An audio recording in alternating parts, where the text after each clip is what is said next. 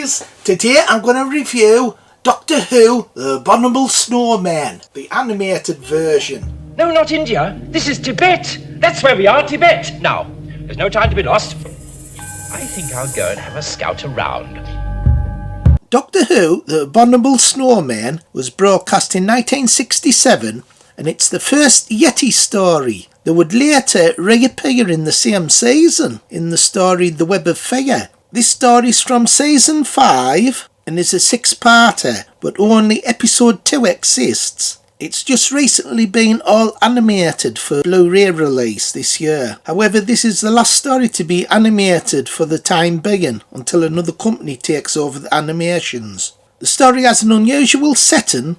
It's set in Tibet in 1935 and features the Dr. Jamie and Victoria. The story was directed by Gerald Blake, written by Mervyn Haisman and Henry Lincoln, who also both wrote The Web of Fire. Script editor was Peter Bryant, producer was Lloyd. Professor Travers, played by Jack Watling, is the father of Deborah Watling. The character of Travers would later return in The Web of Fire as an older man. Terence Dicks novelised The Abominable Snowmen in 1974 for Target Books, and he would later novelise The Web of Fire in 1976. The Abominable Snowmen stars Patrick Troughton as the Second Doctor, Frazer Hines as Jamie, Deborah Watling as Victoria, and Jack Watling as Professor Travers. So this story introduces the Yeti. In this story, the Second Doctor, Jamie and Victoria arrive in Tibet in 1935 and they're wondering why the Yeti have turned savage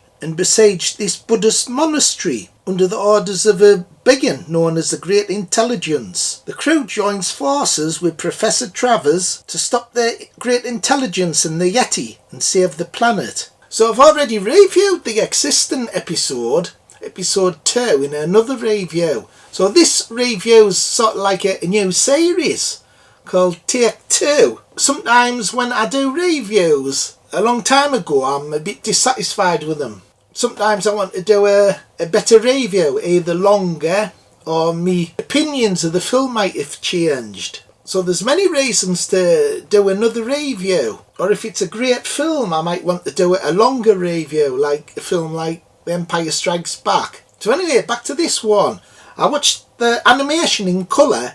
You've got a choice between black and white or colour, and straight away it's good. I like to see the Patrick Troughton title sequence in colour. It looks great. However, it is a bit weird seeing his face appear because it's like animated. They should have used Patrick Troughton's real face in the title sequence. Also, the animation's a big improvement on the Web of Fire animation. I thought that was pretty poor, but this one's quite good. However, the story's not as good as the Web of Fire. What I like about this one's the location, having it set in Tibet in 1935, and you see the monastery, and the locations looks really good. And one of the best things about it's the voice of the Great Intelligence. It's scary as hell. It's keeping this man alive for years, and it's using him to create these robots that are the Yeti. Why did you not heed my warning?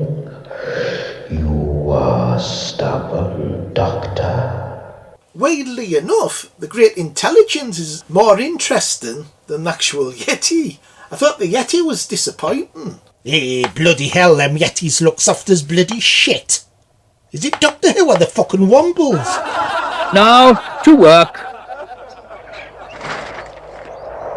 They're too big, and that makes them move slow. When you have a monster that's slow moving, it's not much of a threat. Hey, them bloody Yetis are slow as bloody hell. You could walk away from the buggers. And they also look too cuddly and fluffy. It's a good job they changed the appearance for the Web of Fire, making them look a bit more matted and scarier looking.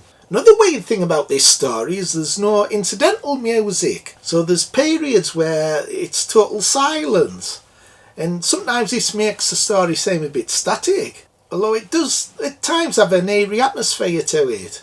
Another thing with this being animated, you can't judge performances. Because like with animation, you can't possibly duplicate how the actor was acting at the time. However, in this story, Victoria seems to have a lot more to do than usual, so that was good. It's a bit strange that Jamie's wearing a kilt, with it being freezing weather. Why the hell's Jamie walking around in a bloody kilt in the Himalayas?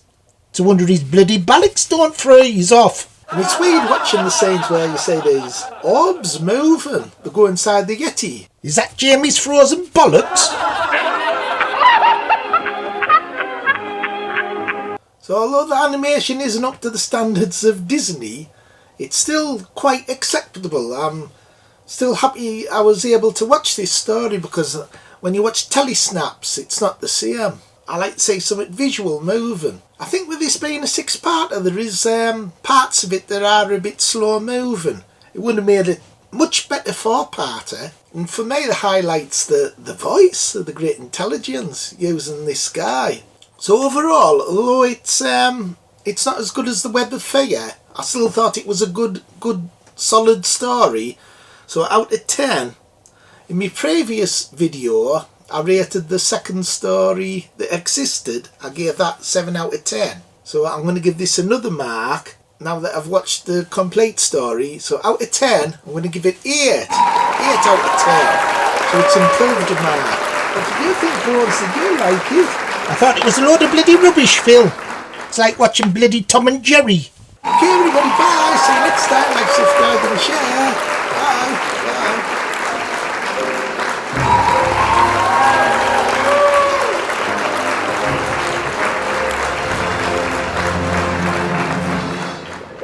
Trapped!